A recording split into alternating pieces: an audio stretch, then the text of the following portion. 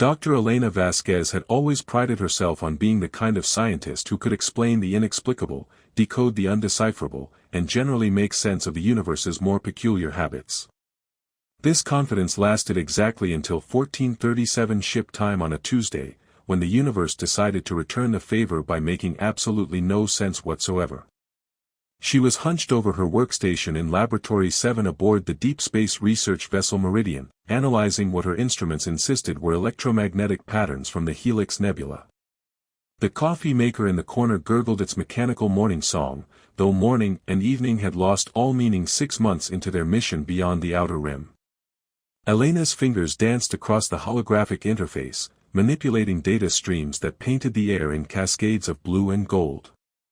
"Come on, you beautiful cosmic mystery," she muttered to the swirling patterns. "Tell me your secrets." The nebula's emissions had been peculiar from the start, too structured for natural phenomena, too random for artificial signals. Elena had spent weeks trying to crack what she suspected might be some form of communication, though communication from what remained the million-credit question. The Helix was supposedly empty of intelligent life, according to every survey probe they'd sent into its spiraling arms of gas and dust. Her translation algorithms churned through possibilities, mathematical sequences, chemical formulas, star charts. Nothing clicked. Elena leaned back in her chair and rubbed her eyes, wondering if she was chasing shadows in the cosmic background radiation. The ship's artificial gravity hummed beneath her feet, a constant reminder that she was floating in the void, trying to decipher messages that might not even exist. That's when her instrument started having what could only be described as an electronic panic attack. Every screen in the laboratory flickered simultaneously, data streams fragmenting into abstract art. The electromagnetic readings spiked beyond anything Elena had seen outside of solar flare events, and the ship's gravity field stuttered like a nervous student giving their first presentation. Elena's coffee mug lifted 3 inches off her desk before settling back down with a confused little clink. "Oh, that's not ominous at all," Elena said, her fingers flying across the emergency protocols. "Computer, run a full diagnostic on all sensors." Diagnostic initiated, the ship's AI responded in its perpetually calm voice. Estimated completion time, 4 minutes, 37 seconds. 4 minutes felt like 4 hours as Elena watched her equipment register readings that violated several laws of physics. The electromagnetic patterns weren't just structured now, they were responding. Every adjustment she made to her scanning frequencies was met with an immediate shift in the signal, as if something was watching her work and adapting in real time. "That's impossible," Elena whispered. "You can't respond to changes that haven't happened yet." But the patterns were doing exactly that, shifting microseconds before she altered her parameters. Elena's rational mind suggested equipment malfunction, cosmic interference, anything except the growing certainty that something was anticipating her actions. The laboratory's lighting began to pulse in rhythm with the electromagnetic bursts. Elena's workstation projected a 3-dimensional map of the Helix Nebula, and she watched in fascination and growing alarm as the swirling gases began to rearrange themselves into geometric patterns. Not physically, the nebula was light years away, but the sensor data was organizing itself into structures that looked almost architectural. "Computer, what's the status on that diagnostic?" "Diagnostic complete. All systems operating within normal parameters." "Normal?" Elena stared at her floating pen, which had decided to orbit her coffee mug like a tiny, confused satellite. "Define normal." Before the AI could respond, the air in front of Elena's workstation began to shimmer like heat waves rising from summer pavement. She blinked hard, wondering if the recycled air was finally getting to her brain. The shimmer intensified, and Elena could swear she heard something, not through her ears, but somewhere deeper, as if her thoughts themselves were developing perfect pitch. The voice, when it came, spoke directly into her consciousness with the casual intimacy of someone who had been invited into her mind for tea. "You've been listening beautifully," the voice said, warm and amused. "Though your translation algorithms are charmingly primitive. Like trying to read poetry with a calculator." Elena's chair rolled backward as she stood abruptly, her heart performing what felt like a complex percussion solo. "Who's there?" "This is a restricted laboratory on a Federation research vessel. Identify yourself." The shimmer began to coalesce, and Elena watched with the kind of fascination usually reserved for train wrecks and political debates as a figure began to materialize in front of her workstation. The process looked like someone was slowly adjusting the universe's contrast settings, bringing detail into focus one pixel at a time. First came the outline, humanoid, definitely female, tall and graceful in the way that suggested either excellent posture or complete mastery over local gravitational fields. Then features began to resolve, dark hair that moved as if underwater, skin that seemed to emit its own soft luminescence, and eyes that held depths Elena wasn't sure she wanted to explore. But it was the years that made Elena's scientific brain switch from impossible to really quite impossible indeed. They were elongated, pointed, rising from the woman's head like elegant leaves reaching toward light. Not grotesque or alien in the way Elena's xenobiology training had prepared her for, but beautiful in a way that made her question every assumption about the universe's aesthetic preferences. "Hello, Elena," the woman said, and Elena realized the voice was still speaking directly into her mind while those lips moved in perfect synchronization. "I hope you don't mind the intrusion. Your consciousness has such interesting harmonics." Elena's mouth opened and closed several times, producing sounds that might charitably be called words if one were very generous with definitions. Finally, she managed, "This is a hallucination. I've been working too hard, breathing too much recycled air, drinking too much synthetic coffee." The woman smiled, and the expression somehow made the laboratory's sterile environment feel warm and inviting. "Your coffee maker does produce rather questionable beverages. Though I find the mechanical gurgling quite soothing." "You're not real," Elena said firmly, clinging to rationality like a life preserver in an ocean of impossibility. "You're a stress-induced hallucination brought on by isolation and too many late nights analyzing cosmic background noise." "Oh, I'm quite real," the woman replied. "Just not in the way your delightfully limited three-dimensional existence typically defines reality. I exist in spaces between spaces, in the quantum foam where possibilities become probabilities become actualities. Think of me as a tourist from next door, if next door were located in a parallel dimension with more interesting physics." Elena rubbed her temples, feeling the beginning of what promised to be a spectacular headache. Parallel dimensions. Of course. Why not? It's been that kind of Tuesday. Actually, it's Thursday, the woman said helpfully. I've lost track of time. Time is more of a suggestion where I come from. We find it rather constraining, like wearing shoes that are too small. Elena found herself laughing, which seemed like an inappropriate response to a potential psychotic break. Okay, let's say for the sake of argument that you're real and from a parallel dimension. What do you want? Want? The woman tilted her head, and her elongated ears caught the laboratory's artificial light in fascinating ways. I was studying your species' communication patterns when your consciousness reached out and touched mine. It was rather like expecting to observe a distant star and suddenly finding it in your living room, asking if you'd like some tea. My consciousness reached out. Elena gestured at her workstation, where the electromagnetic patterns continued their impossible dance. I was just trying to decode signals from the Helix Nebula. Yes, and you were doing it beautifully. Your mind has such clarity, such precision. When you focused on those patterns, you created resonance points in the quantum substrate. I couldn't help but notice. Elena stared at the woman, whose casual discussion of quantum mechanics and consciousness made her sound like she was describing the weather. Are you saying I accidentally made interdimensional contact while trying to translate what I thought might be alien radio? More or less.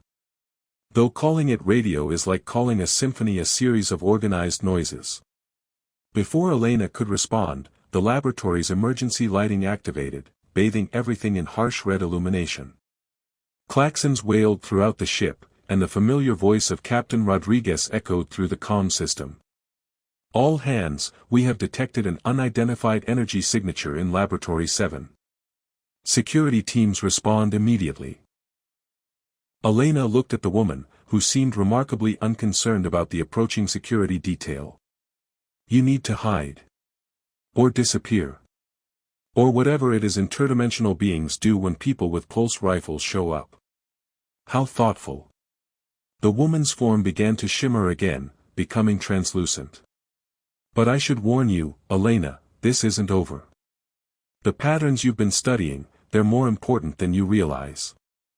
There's a convergence coming, choices that will reshape both our worlds. Wait, Elena called out as the woman faded. I don't even know your name. Lyrian, came the reply, though now it existed only in Elena's mind. And Elena? You might want to prepare a very creative explanation for your colleagues. The laboratory door hissed open, and 3 security officers rushed in, pulse rifles at ready positions.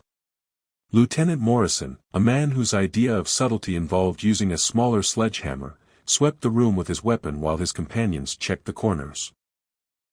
Dr. Vasquez, Morrison barked. Report. We detected massive energy readings from this location. Elena looked around the laboratory, which now appeared completely normal except for her pen, which was still orbiting her coffee mug with determined precision. The electromagnetic readings had returned to background levels, her equipment showed no anomalies, and there wasn't a trace of interdimensional visitors anywhere. Equipment malfunction, Elena said, hoping her voice sounded more confident than she felt. Feedback loop in the sensor array. I've already initiated repairs.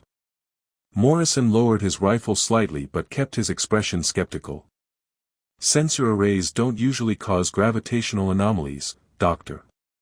Quantum resonance cascade, Elena improvised, grateful for her years of experience making complex physics sound reasonable.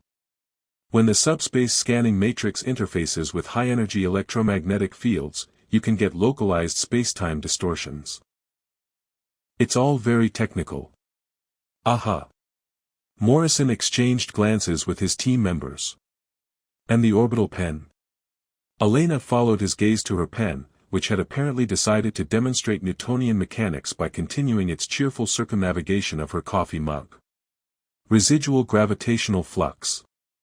Should dissipate in a few minutes.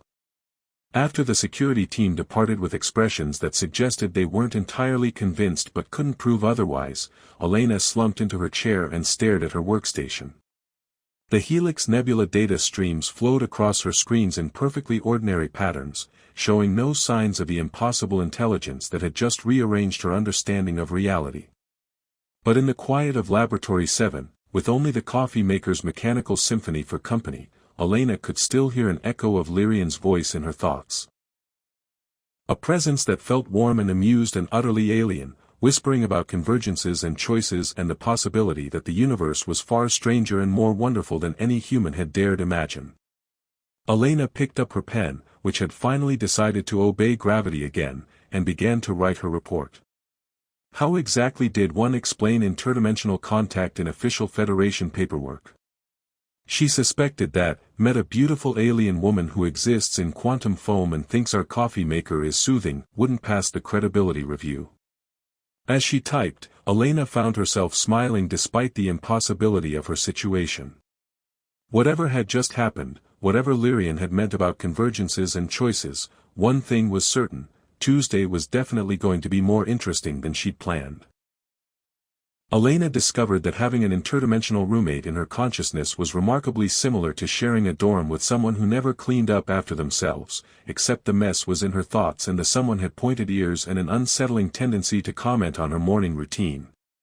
Your breakfast choices are fascinating, Lyrian's voice drifted through Elena's mind as she stared at her standard-issue protein synthesizer. On my world, we draw sustenance from quantum fluctuations in the zero-point field. Much more efficient than whatever that beige substance is supposed to be.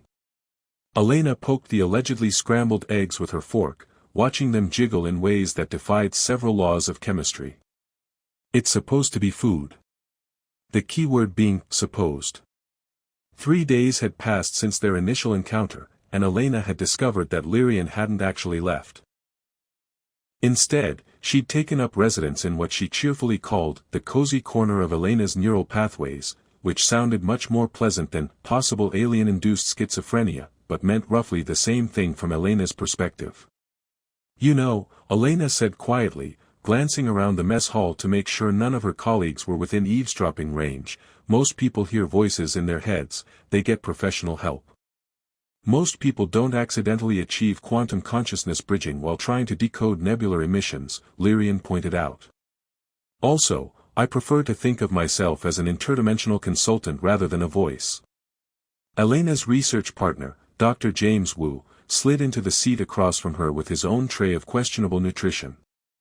James had the kind of perpetually cheerful demeanor that suggested either genuine optimism or a really good pharmaceutical regimen.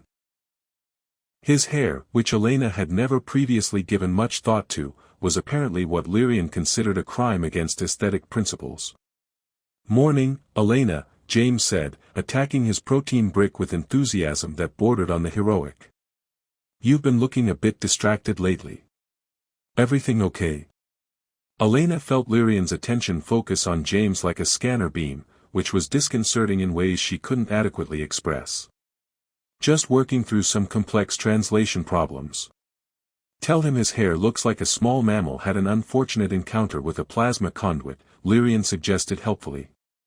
"That's rude," Elena muttered. "What's rude?" James looked up from his meal, confusion creasing his features. "Nothing.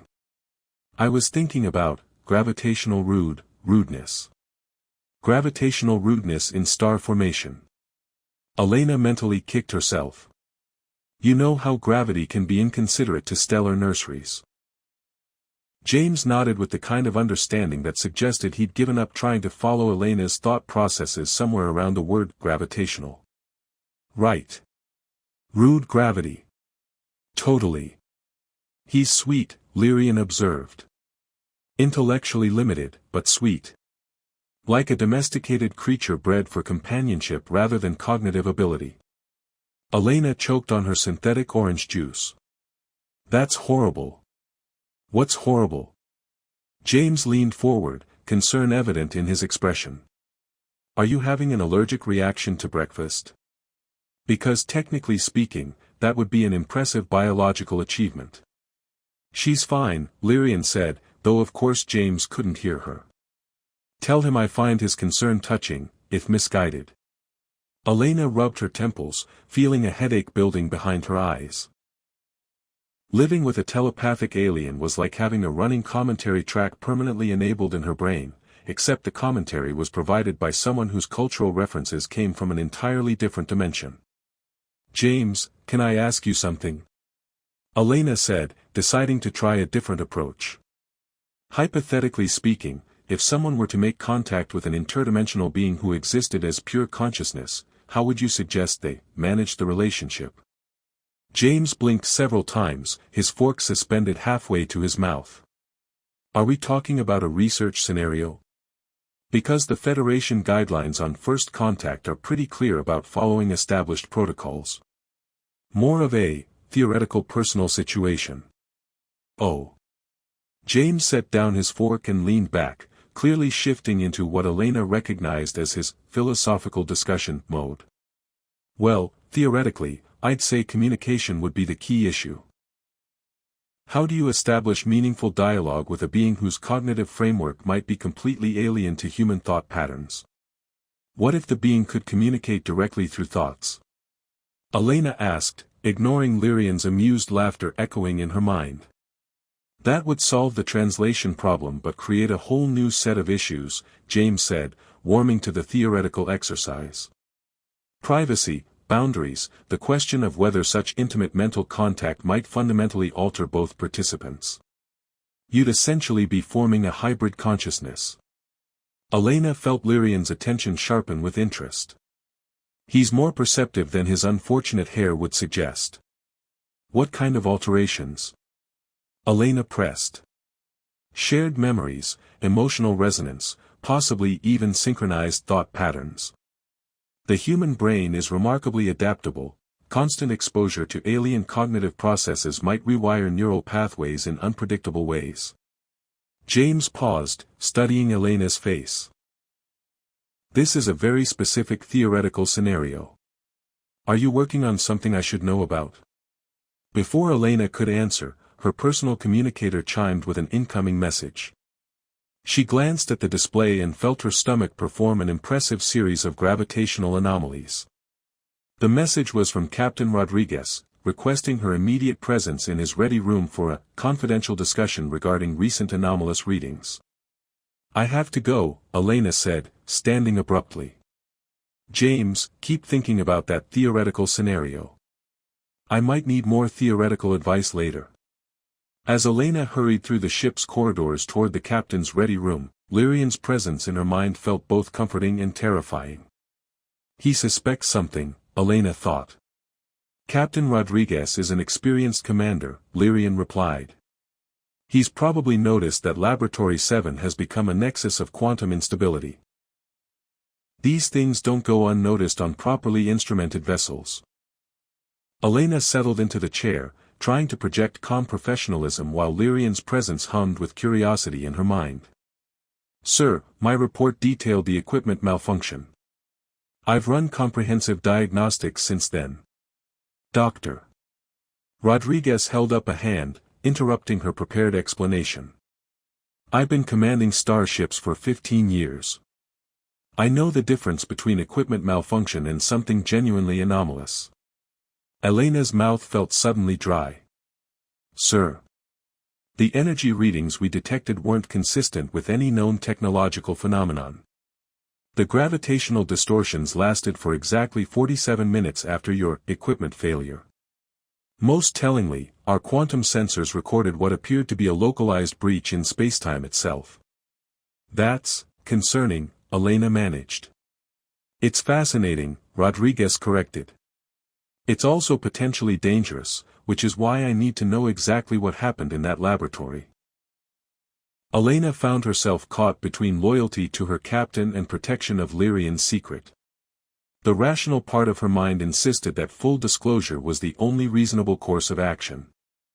The part of her mind that had spent 3 days in intimate mental contact with an interdimensional being wasn't entirely sure what constituted reasonable anymore. Elena, Lyrian's voice whispered through her thoughts, gentle and reassuring. Tell him the truth. He's stronger than you think.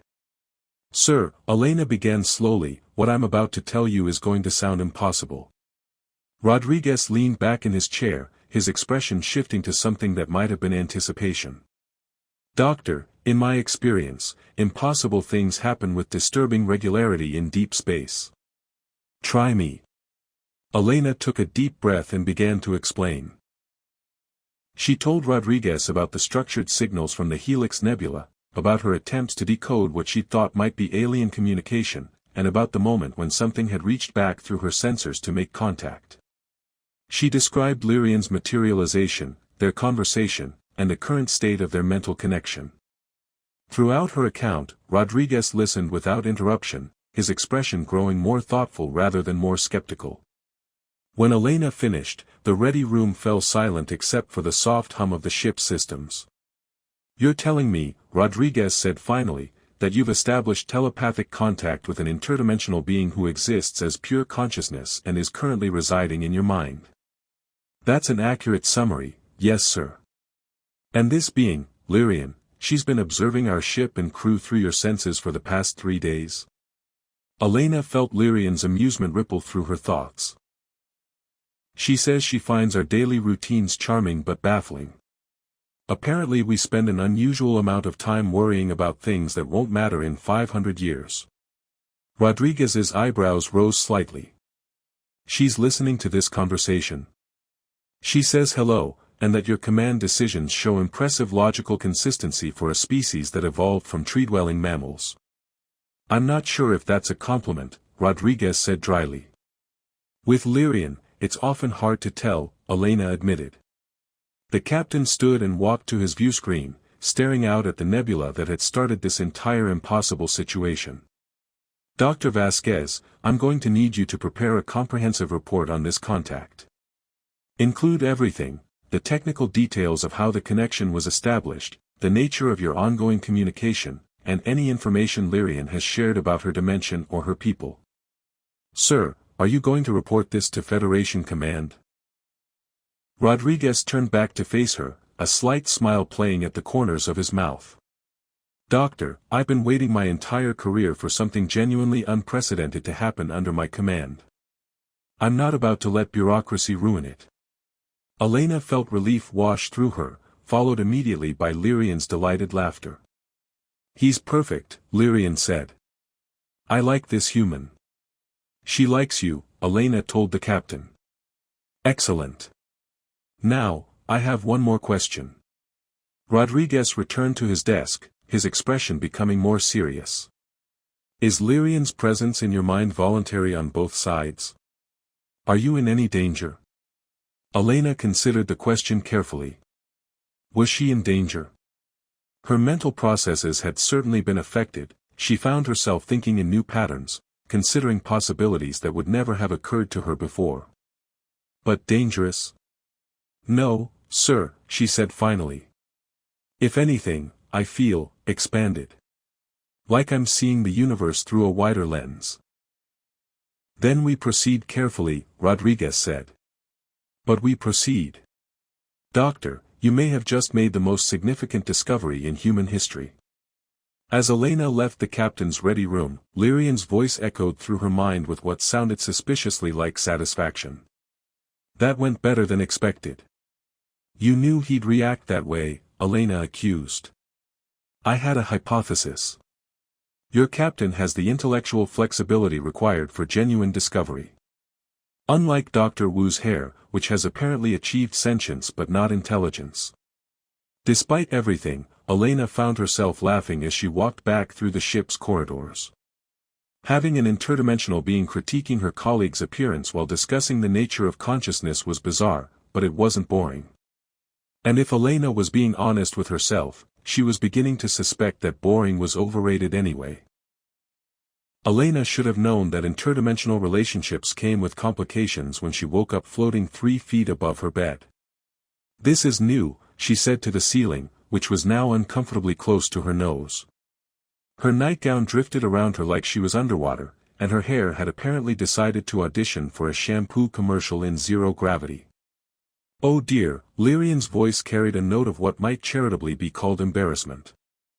I may have miscalculated during our dream synchronization last night. Dream synchronization? Elena twisted in midair, trying to orient herself towards something that resembled down. We were dream synchronizing. It happens naturally with telepathically bonded consciousnesses. Your subconscious mind was exploring mathematical theorems while mine was reviewing quantum field harmonics. The intersection created some energetic overflow. Elena managed to grab her bedpost and pull herself toward what she hoped was still the floor. Energetic overflow that makes me float. Your bioelectric field has become partially entangled with my dimensional matrix. Think of it as cosmic static cling, but with more profound implications for local spacetime. Wonderful. Elena's feet finally touched the deck plating, though she had to hold on to the furniture to stay grounded. Please tell me this is temporary. Mostly temporary. Though you might experience occasional phase fluctuations for the next few days. Elena discovered what phase fluctuations meant when she tried to brush her teeth and her hand passed through the toothbrush handle twice before successfully grasping it. The experience of existing in a slightly different dimensional phase than her bathroom accessories was, she decided, the kind of problem that definitely wasn't covered in Starfleet Academy's personal hygiene protocols. Her communicator chimed just as she was attempting to put on her uniform, a process complicated by the fact that her left sleeve kept existing in a parallel universe where her arm wasn't. The message was from Dr. Wu, requesting her presence in Laboratory 12 for what he cryptically described as urgent collaborative analysis of anomalous readings. James has been busy, Lyrian observed as Elena finally managed to achieve complete corporeal solidarity with her clothing. His sensor arrays detected the dimensional resonance from our connection. He's trying to map the quantum signatures. Is that bad? Elena asked, making her way carefully through corridors that occasionally seemed to be made of suggestion rather than solid matter. Not bad, precisely. More like, educationally hazardous. Elena found James in Laboratory 12 surrounded by enough sensor equipment to stock a small observatory. Holographic displays showed three-dimensional models of what looked like twisted ribbons of light dancing through complex mathematical spaces. His hair, Elena noted with Lyrian's borrowed critical eye, appeared to have achieved new heights of aerodynamic impossibility. Elena. Perfect timing. James turned from his displays with the kind of manic enthusiasm usually reserved for people who'd either made groundbreaking discoveries or consumed too much synthetic caffeine. You have to see this. What exactly am I looking at? Elena asked, studying the light ribbons that seemed to pulse in patterns that made her eyes water. Quantum entanglement structures in 11-dimensional space, James said, his voice crackling with excitement. The reading started 3 days ago, originating from Laboratory 7. But get this, they're not random. They're forming organized patterns, like consciousness structures. Elena felt Lyrian's attention focus sharply on the displays. He's surprisingly perceptive for someone whose hair defies 3 laws of physics. These patterns, Elena said carefully, what do you think they represent? That's what's fascinating. James manipulated the holographic controls, zooming in on a particularly complex section of light ribbons. They show characteristics of neural networks, but operating on quantum scales we've never observed before. It's as if something is thinking in pure mathematics. You could say that, Elena muttered. I've been running comparative analyses against known xenobiological patterns, and the complexity is off the charts. Whatever's generating these readings has cognitive capabilities that make human intelligence look like. James paused, searching for an appropriate analogy. Like your hair makes aerodynamics look sensible. Elena suggested. James blinked. That's oddly specific criticism of my hair. Sorry. I've been thinking about aerodynamics a lot lately. Lyrian's laughter rippled through Elena's mind. You're getting better at this. The laboratory's main display suddenly flared with new activity. The quantum entanglement patterns began shifting, reorganizing into structures that looked almost like written language, if written language existed in 11 dimensions and was composed entirely of living mathematics. What's happening? James moved to his control console, fingers flying over the interface. The patterns are destabilizing. No, wait, they're evolving. Elena watched the display with growing unease. The light ribbons were moving with purpose now, reaching out from their original position like exploratory tentacles. James, maybe you should shut down the sensors. Are you kidding? This is the discovery of the century. James's enthusiasm was evident even as alarms began chiming throughout the laboratory. I'm recording everything. If this is some form of first contact, we need. The laboratory shook. Not the gentle vibration of ship's engines or the subtle tremor of gravitational adjustments, but a bone-deep shuddering that seemed to come from the fabric of space itself. Elena grabbed the nearest support beam as the quantum patterns on the display exploded into chaotic brilliance. James, shut it down now. I can't. The sensors are locked onto the source. James hammered at his controls, but the holographic displays continued their wild dance of mathematical impossibility. Something's interfering with the shutdown protocols. Elena felt Lyrian's presence surge in her mind, no longer the gentle whisper she'd grown accustomed to but a force of considerable power and urgency. Elena, my people have noticed the scanning. They're coming. Coming here. The dimensional barriers are weakening.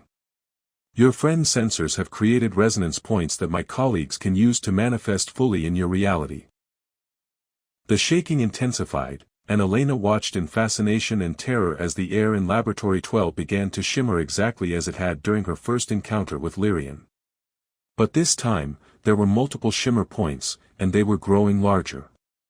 James, Elena called over the increasing noise of alarms and straining metal, how many sensor arrays did you activate? 12 primary scanners, 36 secondary sensors, and a full-spectrum quantum resonance detector.